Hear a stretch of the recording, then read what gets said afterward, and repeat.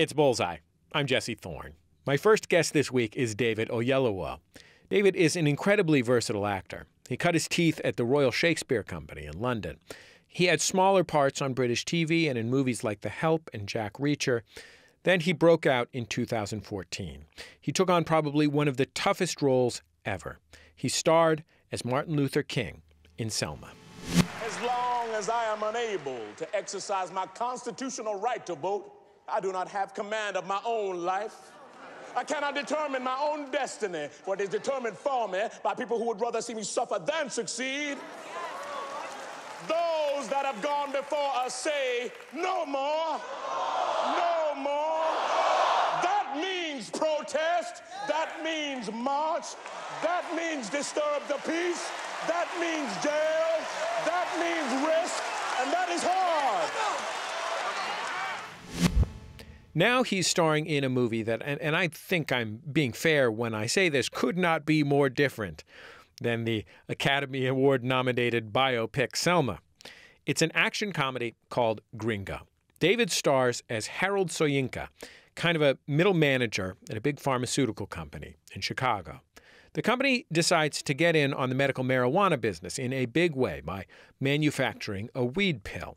So they send Harold to Mexico to deliver the formula.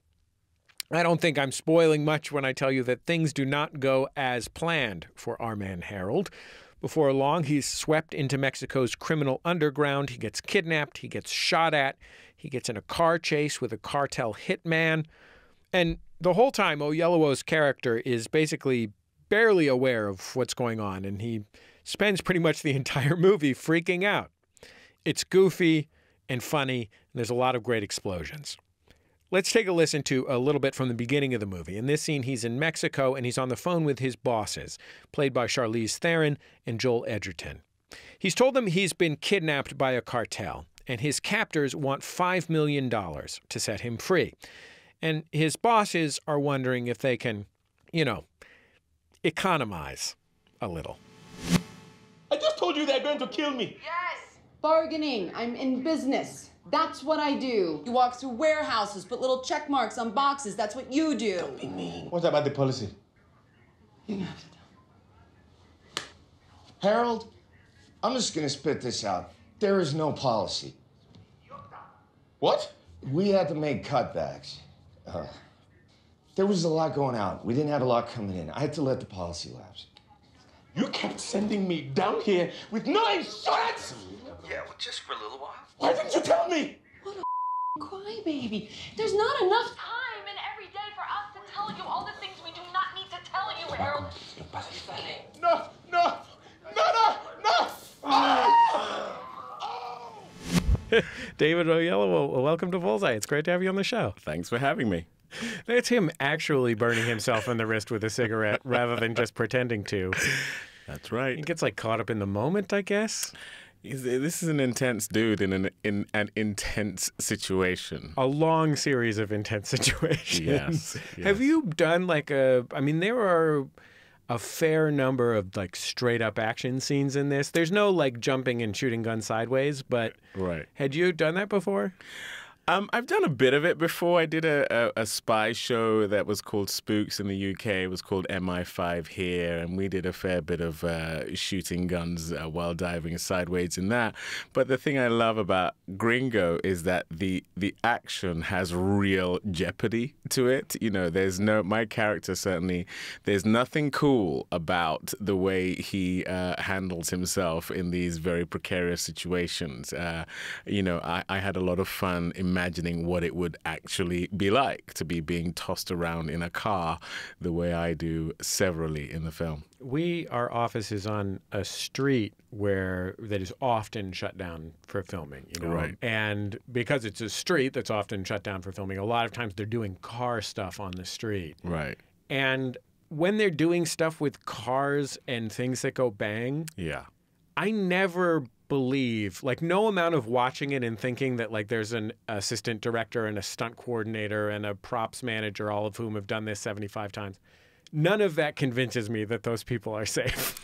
There are real elements of danger. I mean, you do everything you can to ensure that it's safe. But one of the unforgettable experiences I had doing some action stuff that involved cars was a film I did called Jack Reacher with Tom Cruise, who, as the world knows, insists on doing his own stunts, which means when you're in a car chase with him, you've got to be in that car as well. And there was a moment where on a slick street, he had to come to a screeching halt next to my car. We were meant to be parallel to each other, give each other a death stare before he zooms off. And I kid you not, Tom crashed into my car 3 times. And the director called cut after the 3rd one and came up to me and said, "Yeah, we're going to move on because I just caught a flash of your wife in widow weeds." I thought, okay, that is an image I do not want in your head, let alone in reality. Let's call it a day. So I want to ask you a little bit about your life. You were born in the UK to parents who had emigrated from Nigeria, immigrated to the UK. Yes, Does that seem like you're the right? right? I think you're on the right track. And you lived there until you were a young kid, then left and went with your parents back to Nigeria. Yeah. What led your parents to the UK in the first place? Education. My dad really, well, Nigerians generally, certainly of my dad's generation, educationally, the UK was the place you go. A bit like in America, it's Yale or Harvard. You know, for Nigerians, you wanted to go to the UK, you wanted to go to Oxford or Cambridge, and so even here in the United States, I think Nigerians are like I think it may literally be the most highly educated immigrant group in the United States, certainly among them. That is correct. And yeah, it's academia is the zenith. It's the height of achievement, and it's bragging rights for days in any given family. So that was one of the things. But also my dad was from a royal family in Nigeria. My mom was a commoner, and their marriage was about to be frowned upon by his family, and so they effectively eloped to the UK. You said your dad was from a royal family. Practically, what did that mean in his and your life? Practically speaking, it was basically bragging rights because I grew up in the UK, where, of course, we have a very discernible notion of what the royal family are, whereas in Nigeria, it's a little bit like being the king of Sherman Oaks. It's not really as impressive as it may sound, but you know, it's still decent. How long were you in the UK the first time around? So I was born in Oxford, and then up until the age of 2, we were there, and then we moved to London, and then we moved to Nigeria when I was 6, and we lived in Lagos, Nigeria, till I was 13. Was there a reason that you knew as a 6-year-old that you were moving to a different continent? Yeah, it was something that my parents shielded me from, but the UK London in particular, was a tough place for a black family to make headway in the early 80s. My dad had terrible things like coffee thrown in his face, and he would be spat at when he'd go for job interviews. It was, it was bad. And I guess he thought, what am I doing? I come from a well-to-do family in Nigeria. I'm raising these children here. We could have a better life in Nigeria. So that was part of the impetus for moving. But very quickly after we moved, well, about 6-7 years after we moved, a military government came in, which was highly corrupt, and so we were packing our bags again. What was it like for you as a 6-year-old to change your life so dramatically? I mean, had you spent time in Nigeria before then? Had you gone to visit relatives? None at all. I only knew the UK. We had a lot of relatives who would come and stay with us in London. So I had a little bit more perspective, of effectively where my family were from as a result. But I loved it. I really did. I think there's a lot to be said, and certainly it's been formative for me to live in a place where you are the majority as opposed to the minority. And, having now lived both in the UK and now in America for over a decade. Both places I've loved living, but I really took with me and have taken with me the self-esteem and the self-awareness that comes from being in a society, in a community, in a culture where every opportunity at your disposal is genuinely yours for the taking. I think that is different, living in the UK and in America as a black person, and it has informed how I approach life. I think a lot of folks imagine that the desire to be an actor is driven by the desire to basically to perform. And I think that's great. That can be really cool. But it seems to me like a lot of folks who are actors also have had experiences that force them outside of themselves personally and socially, that make them see themselves as enacting their sense of self in real life. Right. And I would imagine that having had these two big dislocating experiences of moving from the UK to Nigeria, then moving from Nigeria back to the UK, must have led you to just have some understanding of like what it is to be performing socially. You know what I mean? Like to make a place for yourself with others as a choice rather than as a passive or whatever thing. Yeah, I mean, what it gave me is at a very young age, I had seen a lot of humanity. I had lived in London, I had lived in Lagos, two very different cities, vibrant cities, full of color in every possible sense of that word, and full of syndromes and situations and difficult situations and positive situations that really go to the heart of who we are as human beings. And so when I chose to be an actor, I really had experienced way more than actually a lot of kids, my teenage kids my age, would have experienced, certainly in London at that time. And so, when you're watching Shakespeare for the first time or Greek tragedy for the first time, that's the amazing thing about growing up in the UK is the extraordinary theatre you're exposed to right on your doorstep. And I was able to watch these amazing productions with incredible actors, and it just spoke to me. And so for me, being an actor at that stage was more about feeling like I had something to express through storytelling and I had something to offer. I always saw it as an act of service to, in some way, evoke humanity and present it to us as human beings. Doing theater training, especially classical theater training, involves a lot of refining your relationship to your own voice. Did you feel like you had a different relationship to your own voice than the other folks in acting school or whatever because you were such an experienced code switcher, to use some jargon, because you were a three-time immigrant? Oh, boy. Really, really good question.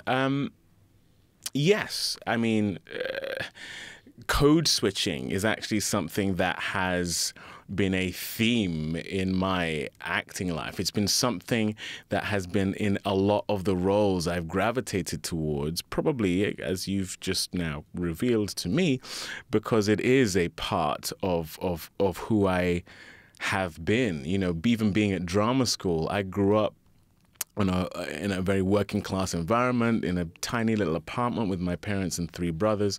But I went to a drama school where,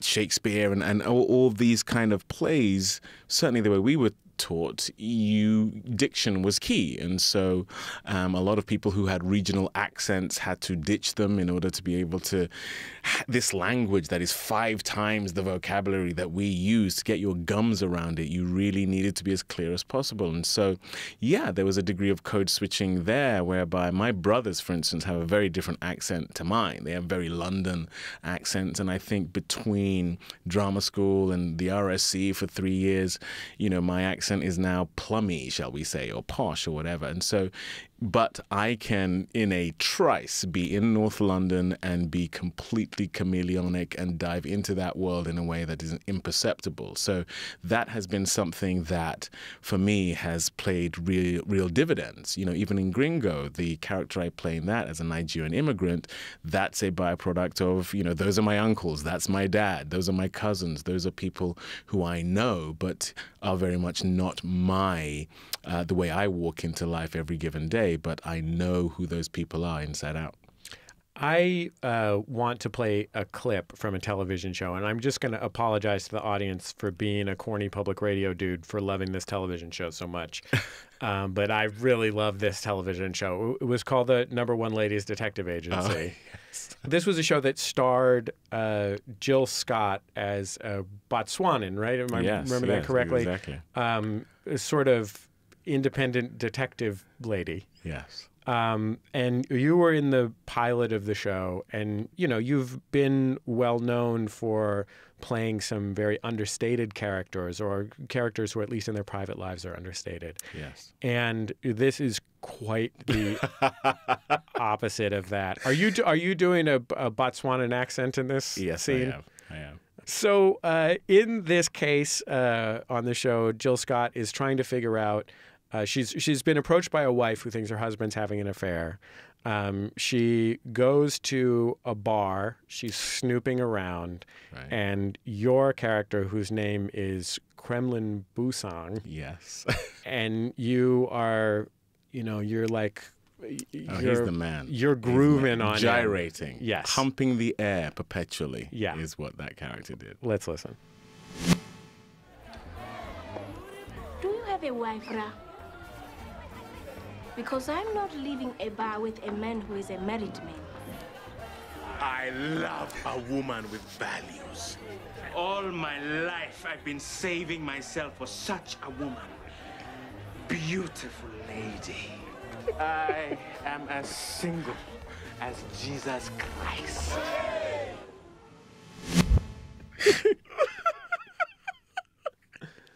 Oh my goodness. It actually sounds really bad when it's just a recording because you can't tell how crazy this dude is. Oh, I had fun doing that. I haven't had the opportunity to play many sort of outlandish, big, garish characters like that. That was one of the only times I've been able to do it on film. When you moved to the United States, why did you move to the United States? Because all my heroes, when it came to acting, were doing what they were doing here. I had people who I admired in the UK in terms of black actors, but they just weren't being afforded the opportunities that signified the zenith of what I think it is to be an actor. And so it was Denzel Washington, it was Sidney Poitier, it was Will Smith. And I had been given some really great opportunities in the UK, but it became evident that I was about to start hitting this glass ceiling pretty hard and probably perpetually. And so, you know, my wife and I and our 2 kids at the time, we've since had another 2 here in the States, decided, you know, it's now or never. If our kids get much older, it's going to be harder to extricate ourselves. And so we bet on ourselves, packed our bags, and made our way over. When you moved to the United States and already had 2 kids, were you thinking about what your kids' experience would be like as African Americans? Yeah, big time, of course. And it was a real cause for pause, as it were, because race relations in the UK have all the complexity and all the challenges that we have here. There are just nuanced differences. So my kids, who are mixed race, would not be deemed black in the UK. They are mixed race. They are as much white as they are black. Whereas here, you are African American, you are black, you are, you know, and so there are all sorts of identity issues that my wife and I had to think about, not because being deemed black or being deemed mixed race is better than the other, just it's like I had when I was younger. It's going to be something to navigate the fact that perceptions of who or what you are differ depending on on the country you have been brought up in thus far to the country we are now emigrating to. So that was something that we had to just think about. But the thing that we couldn't have anticipated is, in the wake of all these terrible examples of police brutality, having to talk to our children about how to conduct themselves around the police in a way to make sure that they don't get in trouble, B, get shot. I mean, those are things that have been very challenging to have to realize one has to talk to your kids about when you know you have lovely children who you just cannot imagine a world in which they would be getting in trouble with the police. But, you know, there is just a disproportionate amount of challenge towards young black youth in this country that means that you just got to acknowledge it in raising your kids. You've played a lot of African-American characters and worked with a lot of African-American artists. When you're hanging out on the set, do you compare notes about the experiences of your cultural groups? Less on set and more in terms of my personal relationships with people, you know, over dinner, I mean, I've lived here long enough now that I feel subsumed into the culture in a very real way. I've also had this crazy journey of having to learn a lot of not just American history, but African-American history. You know, if you do films like Red Tails about the Tuskegee Airmen or The Butler, you know, where my father in the film goes through 5, 6, 7 presidents as a butler, or playing Martin Luther King, or, you know, The Help or Lincoln. You know, these are, you know, I worked out the other day that I've literally had to study 150 years of African-American history, you know, from Lincoln and the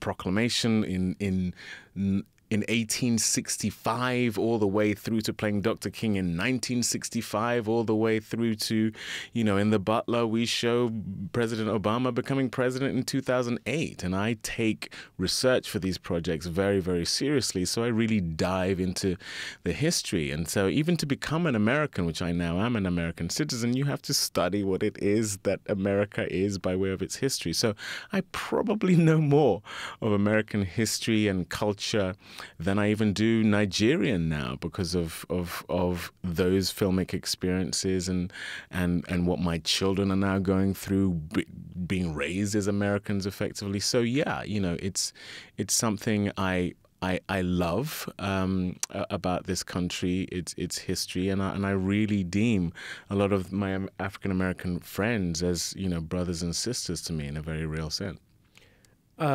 Was there ever a time that you felt of two minds about playing African-American characters? Only in the same way that you are in two minds about facing any challenge as an actor. It's the same thing if you're going to play Othello, if you're going to play Henry VI.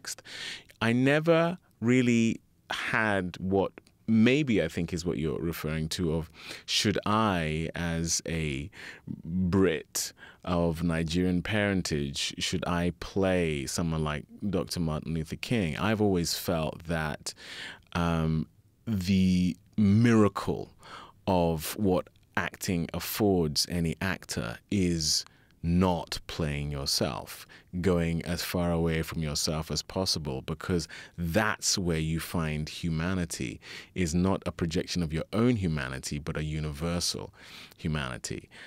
So, you know, I'm all for Meryl Streep playing Margaret Thatcher, as long as she does it well. And, you know, I would hope that any role I contemplate will be judged more on the basis of how I execute it rather than necessarily where I'm actually from. I feel like when I was in acting school and they were trying to convince me to connect to my own emotional experience so that I could produce an analog on stage as an actor, even that, even not the second step, the first step. Right. I was like, well, hold on. I have spent the last 17 years since I gained self-awareness avoiding engaging with my own actual emotional state. And you want me to do it on purpose? Yeah, look, I think there are different techniques. Everyone is different. Everyone accesses emotion differently. I personally am not of that school. I'm not of that person, of that school of thinking whereby dredge up all the pain and hurt and all of that because look, my pain is different from my character's pain. For me, go to the character.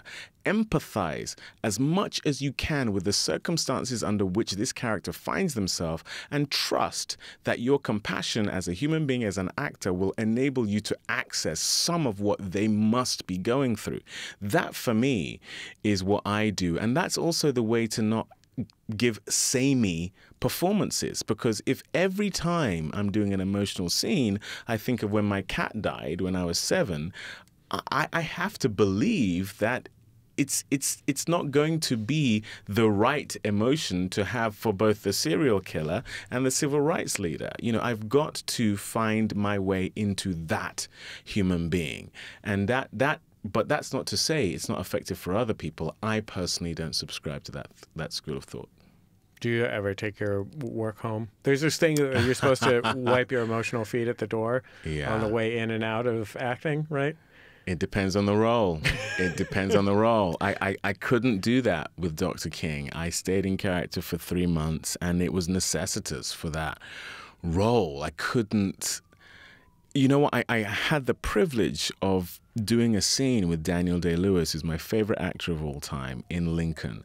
And I saw palpably in front of me the commitment that he had engaged in to play that role. And it gave me the template that I needed to play Dr. King. And I realized there are just some roles that are going to cost a bit more than others. That was one. A film I did called Nightingale was another, where you had someone with the dissociative identity disorder, and who had 7 different characters, you know, twirling around in his head at any given time. I chose to move, even though we shot that in LA, I chose to move out of my home. I didn't want that near my kids, and I stayed in the character the whole time, because there's something about someone who has 7 different permutations of themselves swirling around their head, that there's going to be a manifestation that has when that is perpetually the case day in, day out.